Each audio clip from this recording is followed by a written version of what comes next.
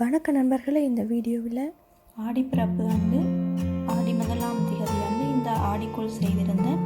இந்த ரெசிபி எப்படி செய்கிறதுன்னு இப்போ பார்க்கலாம். அதோட வெளியில் போயிருந்தோம். அந்த வீடியோ கிளிப்பிங்கும் இதில் ஆட் பண்ணியிருக்கிறேன். ஆடிக்குள் செய்கிறதுக்கு தேவையான பொருட்கள் என்னென்னு பார்ப்போம். இதில் 1/4 கப் பயறு எடுத்திருக்கிறேன். இது வறுத்து சேர்த்துக்கொள்ள போகிறேன். இதில் 1/4 கப் வெள்ளி அரிசி மாவும் இதிலேயே 1/4 கப் சிவப்பு அரிசி மாவும் சேர்த்து வச்சுருக்கேன். இது ரெண்டும் 1/2 கப். இதில் 1/4 கப் மா உருண்டை பிடிச்சி சேர்த்துக்கொள்ள போகிறேன். மீதமுள்ள 1/4 கப் பாலோட கரைச்சி சேர்த்துக்கொள்ள போகிறேன். 2 டேபிள் ஸ்பூன் தேங்காய் துண்டு, 1 டீஸ்பூன் சீரகம், 10 மிளகு.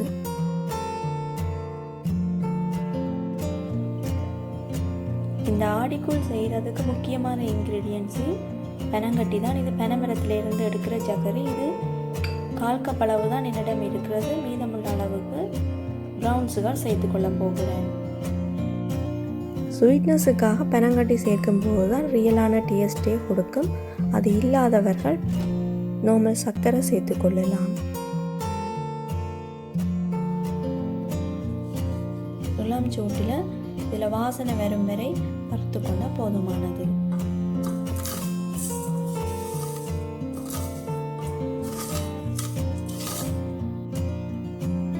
பயறு கோல்டன் கலராக வறுத்தெடுத்தாச்சு.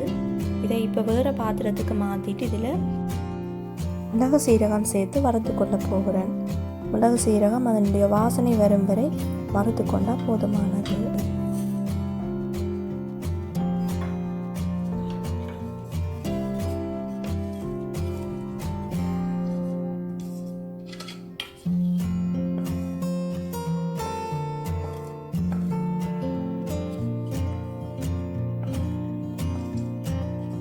இதை ஒரு 30 செகண்ட் மாதிரி வறுத்தெடுத்து கொண்டால் போதுமானது. அதில் வாசனை வரும்போது இறக்கி கொள்ளலாம். பயரை வறுத்து அவிய வச்சுட்டு பயர் அவிகிற நேரத்தில் தேங்காய் பால் பிழிஞ்சு எடுத்துக்கொள்ள போகிறேன். தேங்காய் பால் பிழிஞ்சு எடுத்துட்டு இதில் கொஞ்சமாக எடுத்து அந்த தேங்காய் பாலோட மிக்ஸ் பண்ணி கொள்ள போகிறேன். மிக்ஸ் பண்ணும்போது காட்டுகிறேன். பயறு அவிஞ்சு கொண்டு இருக்குது. இதில் 1/4 டீஸ்பூனிலும் குறைவான அளவு உப்பு சேர்த்துக்கொள்கிறேன். பயறு இப்போ நல்லா அவிஞ்சிட்டுது. இதில் பனங்கட்டியை சேர்த்துக்கொள்ள போகிறேன். பனங்கட்டியையும் சேர்த்து லோ ஃபயரில் வைக்க போகிறேன். இந்த பனங்கட்டி கரையும் வர. இந்த பனங்கட்டி ஆல்ரெடி யூஸ் பண்ணி இருக்கிறேன். இதில் டஸ்ட் இல்லை, அதனால் டிரெக்டாக சேர்த்துருக்கிறேன். அப்படி இல்லாவிட்டால் வேறு ஒரு பாத்திரத்தில் போட்டு பானியாக காய்ச்சி எடுத்துட்டு அதை இதில் சேர்த்துக்கொள்ளலாம். இப்போ எடுத்து வச்சிருக்கிற அரிசி மாவில் 1/4 கப் அளவு அரிசி மாவை எடுத்து இதில் பிழிஞ்சு வச்சிருக்கிற பாலில் சேர்த்து மிக்ஸ் பண்ணி கரைச்சி கொள்ள போகிறேன். இந்த மாவில் கொஞ்சம் சுடு தண்ணி சேர்த்து சின்ன சின்ன உருண்டையாக உருட்டி கொள்ள போகிறேன். இதை உருட்டி எடுத்து போட்டு காட்டுகிறேன். இப்போ உருட்டி வச்சிருக்கிற உருண்டைகளை அவிய வச்சிருக்கிற பயரோட கொஞ்சம் சுடு தண்ணியும் சேர்த்து கொதிக்க வச்சிருக்கிறேன். அதில் சேர்த்து கொள்ள போகிறேன். இது சேர்த்து கொள்ளும்போது ஹீட் ஹையில் இருந்தால் இது ஆல்ரெடி அவிக்கல, அதனால் கரையாமல் இருக்கும். இப்போ இது கொதிக்கிற நேரத்தில் இந்த உருண்டைகள் அவிகிற நேரத்தில் இந்த மாவில் பால் சேர்த்து கரைச்சி கொள்ள போகிறேன்.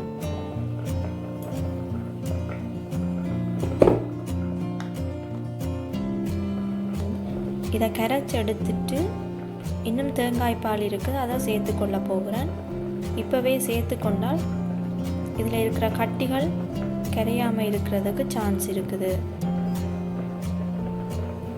மீதமுள்ள 1/2 கப் தேங்காய் பாலும் சேர்த்து எல்லாமாக 1 கப் தேங்காய் பால் சேர்த்துருக்கிறேன். இதை இப்போ அவிஞ்சு கொண்டிருக்கிற பயருடன் சேர்த்து கொள்ள போகிறேன்.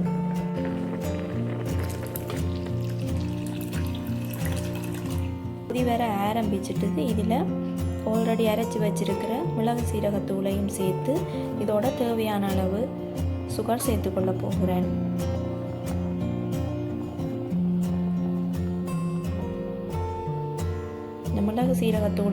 மிளகு சீரகத்தூளை லைட்டாக மிக்ஸ் பண்ணி விடுறேன்.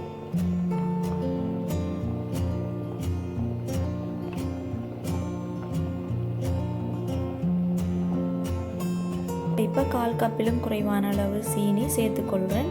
இது எங்களோட பனங்கட்டி இருந்தாலே பனங்கட்டி 1/2 கப் சேர்த்துக்கொண்டாலே போதுமாக இருக்கும். கொஞ்சமாக பனங்கட்டி இருந்ததால் சுகர் சேர்த்துருக்கிறேன். பனங்கட்டி மட்டும் சேர்க்கிறதுனா 1/2 கப் பனங்கட்டியே போதுமானதாக இருக்கும். கடைசியாக கட் பண்ணி வச்சிருக்கிற தேங்காய் துண்டுகளையும் சேர்த்துக்கொண்டால் இந்த ஆடிக்கூழ் ரெடியாகிடும்.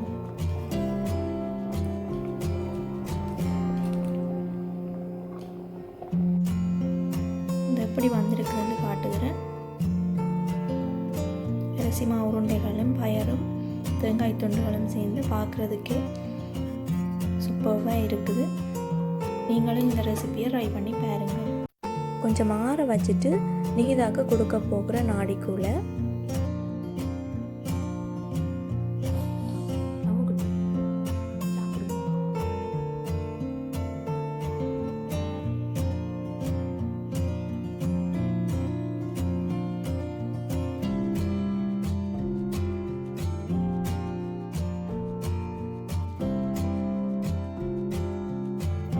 இது வெளியில் போயிருந்த போது வீடியோ எடுத்திருந்தேன்.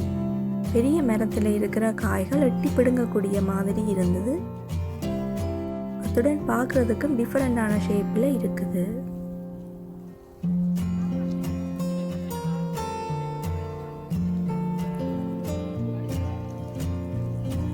இதுவும் பார்க்குறதுக்கு நல்லா இருந்தது. வீடியோ எடுத்திருக்கிறேன்.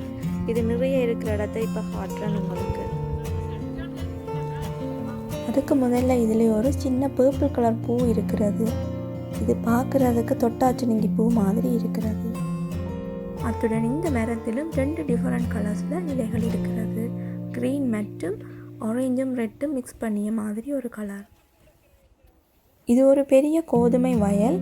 அதில் தெரிகிறது இந்த ரெசிடென்சியல் ஏரியாவுக்குரிய ஸ்கூலுன்ற எல்லா பகுதி. இதில் இப்போ அறுவடை செய்யக்கூடிய நிலைமையில் இருக்கும். கொரோனா வைரஸோ அல்லது ஏதோ காரணமோ தெரியவில்லை, பயிரிடவில்லை. நிறைய பூக்கள் இருக்கின்றன. அப்படியே கேப்சர் பண்ணியிருக்கின்றன இந்த வயலோட எல்லையில், மெயின் ரோட்டின சைடில்.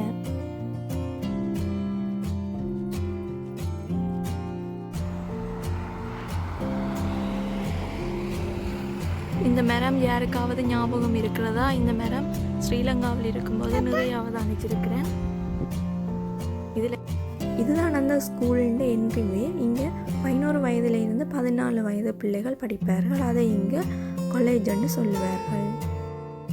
இந்த கோதுமை வயலுக்கு நடுவில் இந்த காலேஜ் மட்டும்தான் இருக்குது. அடுத்த பக்கம் இந்த மரம் இருக்கிற பக்கம் ரெசிடென்சியல் ஏரியா. இந்த வீடியோவை இதோட முடிச்சு கொள்கிறேன். நன்றி ஃப்ரெண்ட்ஸ், பாய்.